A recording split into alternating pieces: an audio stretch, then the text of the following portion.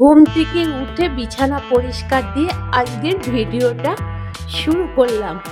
আর শ্রাবণ মাসের শেষ রবিবার, আর শ্রাবণ মাসের শেষ রবিবারে শম্পা দিদি বাড়িতে কি কাজকর্ম করবে আর কি কোথায় যাবে সম্পূর্ণটা পুরোটাই তোমরা দেখতে থাকো, আমার পাশে থাকো, দেখতে পাবে।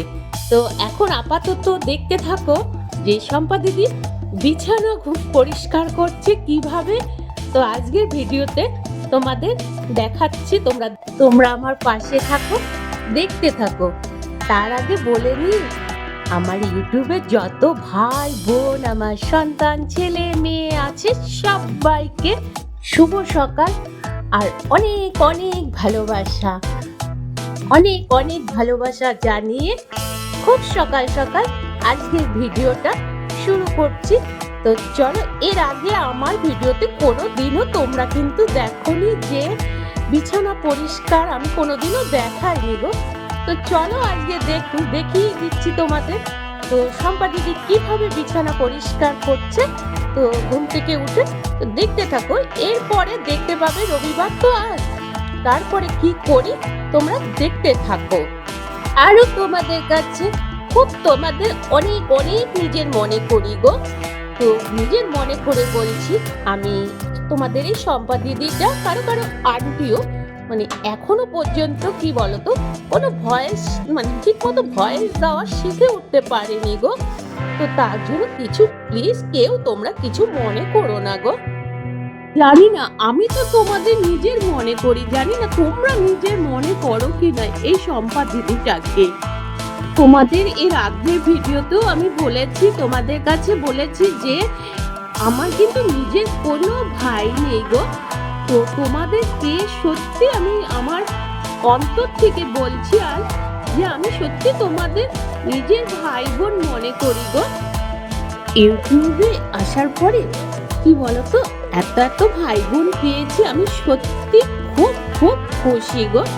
একসাথে থাকতে গেলে তো একটু মাঝে মধ্যে ঝামেলা হতেই পারে, সে তো মায়ের পেটের ভাই বোন থাকলেও একসাথে থাকলে ঝগড়াঝাটি হতেই পারে, ঝামেলা হতেই পারে। আমি তাই নিয়ে কখনো কোনো সময়ের জন্য কিছুই মনে করি না গো। এই দেখো, তোমাদের সাথে কথা বলতে বলতে আমার বিছানা পরিষ্কার করা হয়ে গেল। এরপরে দেখো, এর আগের ভিডিওতেও তোমরা দেখতে পেয়েছো যে আমি প্রতি মাস আসলে পরে বালতিগুলো পরিষ্কার করি কিভাবে। তো আজ ঠিক আবার চলে এসেছি, দেখো জলের আয়রনে কিরকম হয়ে যায়, সাদা মতন পড়ে যায় বালতিগুলোর ভেতরে।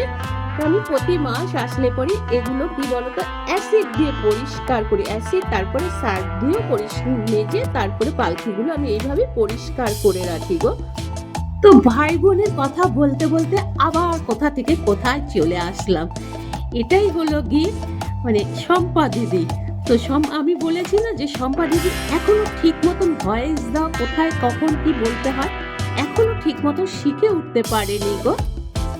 ভাই বোনের সম্পর্ক হলো গিয়ে কত মধুর, কত ভালোবাসার জিনিস, আমি তো তাই মনে করি।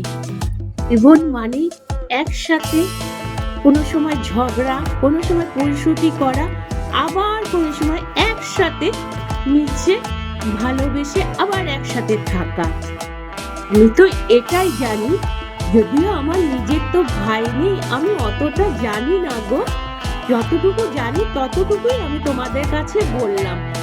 আর এটা আমি জানি যে একসাথে থাকতে গেলে ঝগড়াঝাটি পরিশুতি সব রকম হতে পারে, কিন্তু এটা আমার জানা ছিল না। এই দেখো, তোমাদের সাথে কথা বলতে বলতে আমার বালতিগুলো পরিষ্কার হয়ে গেল। আর এই দেখো, আমার পরিজনরা আমার খোঁজ না নিলে কি হবে, আমার হনু মামারা কিন্তু আমাকে আমার মাঝে মধ্যে খোঁজ নিতে চলে আসে। তো দেখতেই পেলে তোমরা, এর আগের ভিডিওতেও কিন্তু দেখতে পেয়েছিলে তোমরা। ভাই বোনের মধ্যে জানা ছিল না যে ছোট ভাইকে তো সন্তান সমতুল্য মনে করা হয়, আমি এটাই জানি। তো জানা ছিল না যে ছোট ভাই হয়ে বড় দিদিকে এত এত নোংরা কথা বলতে পারে, সেটা সত্যি কথা বলতে আমি কোনোদিনও আশাও করিনি। আর আমার জানাও ছিল না। আর সত্যি কথা বলতে আমাদের পরিবারে আমি এরকম ধরনের কোনো ভাষা ইউজ করতে শুনিও নি। ছোট ভাই হয়ে দিদিকে এই ধরনের ভাষা ব্যবহার করতে পারে। আর এত নোংরা ভাষা শোনার পরেও আমি কিন্তু তাকে কিন্তু কোনো রকম কোনো আমার মুখ থেকে বেরোবেই না, কোনো বাজে ভাষাও বলিনি। আমি কি করি তখন তার কাছ থেকে সরে চলে আসি। ভাই বোনের মধ্যে এত বাজে ভাষা ব্যবহার হবে আমি ধারণাই করতে পারি না। তো নোংরা ভাষা শোনার পরে তার কাছে থাকার তো কোনো প্রশ্নই নেই, তার কাছ থেকে আমি তখন সত্যি সত্যি সরে যাব গো। তাকে কোনো বাজে ভাষাও বলবো না, আর কোনো কিছুই বলতে যাব না, তার ছায়াও জীবনে আমি আর পারাবো না। তবে সত্যি কথা বলতে একটা কথা আমি জানি গো, অন্যায় যে করে সে তো বড় অপরাধী, কিন্তু এই অন্যায়টাকে যে প্রশ্রয় দিচ্ছে আমার মনে হচ্ছে সে আরো বেশি অপরাধী।